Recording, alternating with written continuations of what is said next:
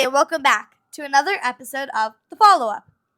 I'm Eden, my dad Noah, and every week we just sit on my bed and have simple conversations about whatever we want to talk about.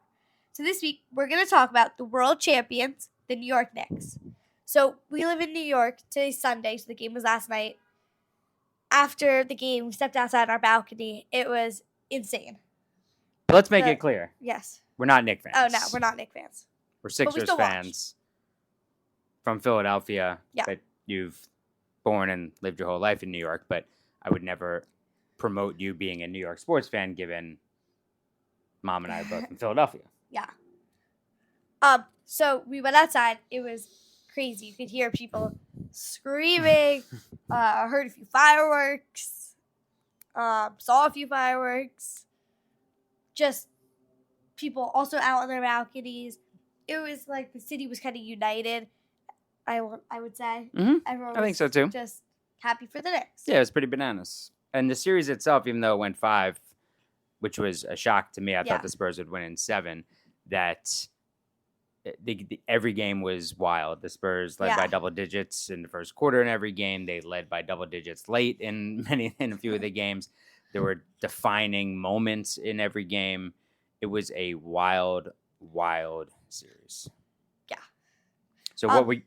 Oh, go ahead. You want to go? You were at game 3 and 4 in New York. Correct. Can you tell me about the atmosphere? What it was like? Sure. So I'm there not as a fan, there for work, and game 3 with the president there.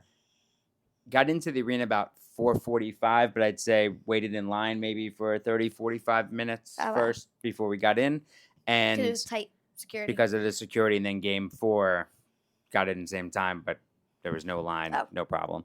And I would say game 3, the atmosphere was wild, but also there was this air of overconfidence that I felt. And I thought going into game 3 that the Spurs were going to win game 3 because everybody seemed to be already planning the parade. That, Knicks in 4 are going to sweep them, just won the 2 in San Antonio. And I felt like the Spurs are going to take this game. Then I thought they were going to take game 4. So game 3 was wild. Game 4 was as loud of an NBA atmosphere as I've ever experienced. And I've been to a lot of NBA Finals games. And I've been... The Ray Allen shot in 2013, I think, is still the wildest moment I've ever experienced in an NBA game. And unfortunately, I've been there for some other major NBA moments, but game 4 was as loud of an arena as I've ever heard. For people who don't know, can you just give a quick recap of what happened in game 3 and 4? Who won? Anything important? Wait, in this series? Yes. Knicks won game 3, and Knicks ended up losing game 3. Spurs won game 3, and then in game 4, the Spurs did not miss in the first half. They were up 27 at the half. They went up 29 with 9:40 to go. The Wemby flagrant foul led to starting the comeback. Spurs just shrunk. They still led by 20 in the fourth quarter, but it was the Knicks doing what they do and never giving up, and the Spurs unable to find any sort of easy answer on offense. They just didn't have anywhere to go. And then, of course, the OG tip in with 1.2, and then Cat getting his hand on the ball, and the imbalance pass from Dylan Harper was equally significant because I do think the Spurs would have executed that final play. I just can't believe we live in a city now where the Knicks have won a title, and they hadn't won in 53 years. Yeah. Ugh. I know. It's like a whole generation has passed. It's like a whole generation has passed. You got to keep that microphone there. I'm sorry. But you have so many friends all at school who are huge Knicks fans. Yeah. And I remember saying last year when we talked about the season, and then the Knicks fired Tom Thibodeau. Mm-hmm. They'd made the Eastern Conference Finals, their best season in decades.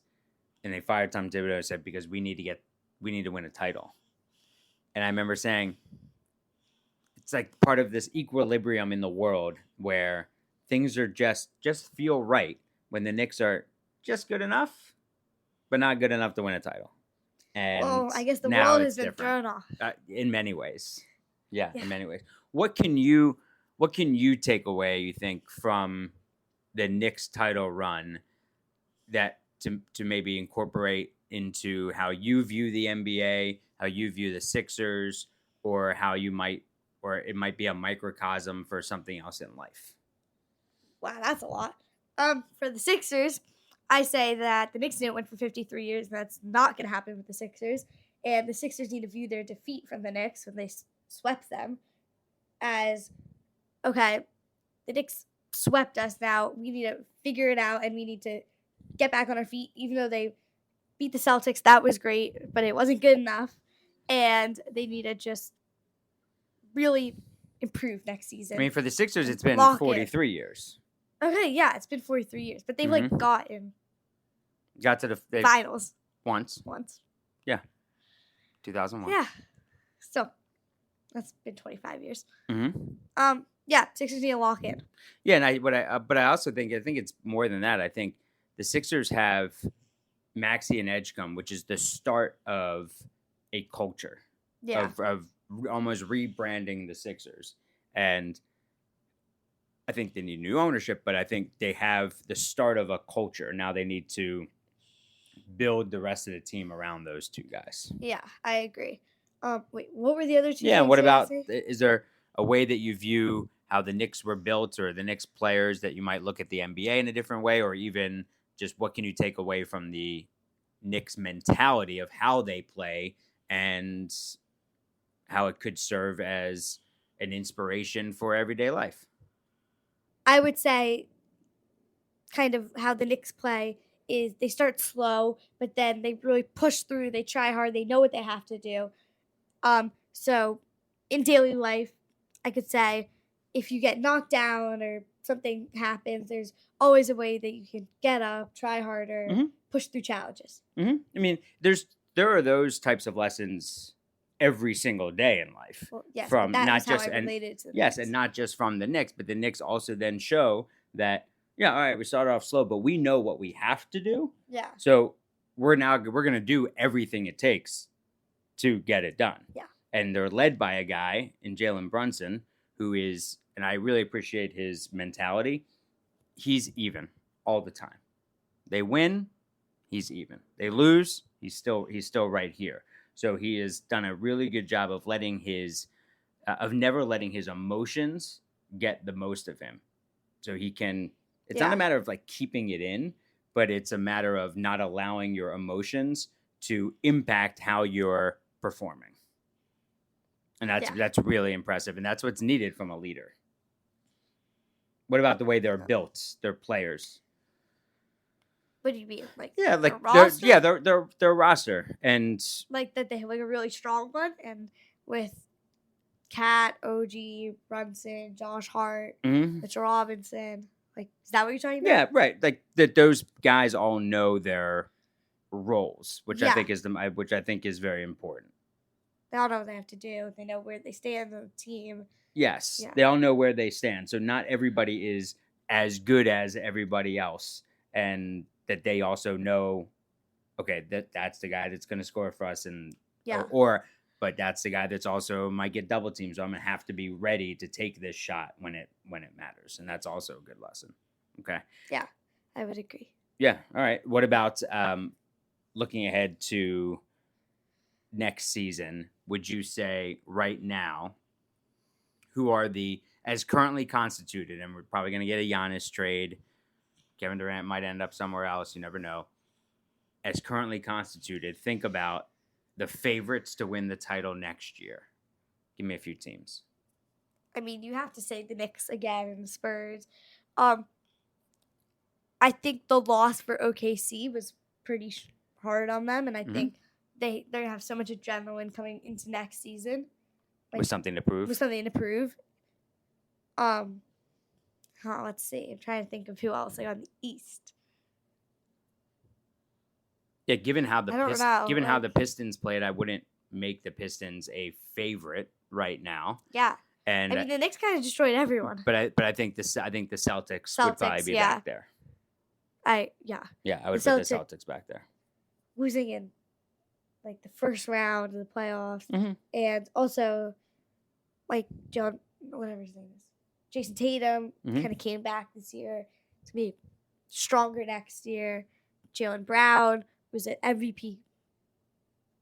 He was in contender, consideration, yeah. like 5 maybe. Mm-hmm. So I would agree with that. Yeah, and I also think in the West, I'd never rule out any team that Jokic is on. Yeah. So I'd probably make those 5 teams. Yeah.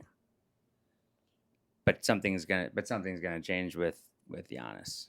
Something's gonna happen. Mm-hmm. But I mean, he kind of wants to be traded. Yeah. So It's just a matter of where he ends up. And Brian Windhorst at ESPN always says once you win a title, you never have to apologize for how you got there. And he's right. You do whatever it takes to win a title, and you win one, you're good. Yeah. And sure, it's nice to win a bunch, but you win one, everything was worth it. That's like the goal. Win a title. The goal is to win one. Mm-hmm. If you win more, that's great. Did you enjoy this season overall? I did. Besides all the Sixers losses. But I did enjoy the season. It was a good season. I think the East was better than last season, definitely. And I think Sixers, as frustrating as they are, yeah, they just pull you back in. They do. And they make you believe enough to suck you back in. Yeah. Just when you think they're down. Oh boy, here they come. And yeah, I mean, beating the Celtics in Game 7 will always be a memory. Yeah. Are you glad that the Knicks won when school was over? Yes. Take me through why, and then what it would have been like if the Knicks won when school was going on. Because I don't have to deal with happy Knicks fans. And everyone being Knicks. Like, I just don't want to deal with that. Do you think they would have rubbed it in your face because you're a Sixers fan, or do you think they would just take it? People are always like, it's the Knicks. Eden, the Knicks won. I'm like, okay. Right. Like, just celebrate yourself. Exactly. Like, I don't care. It would be a school Knicks parade. Ugh. Yeah. Gross. Okay, yeah. All right. Well, you said you wouldn't complain. I didn't complain too much. Okay. All right. Well, I love you. Love you.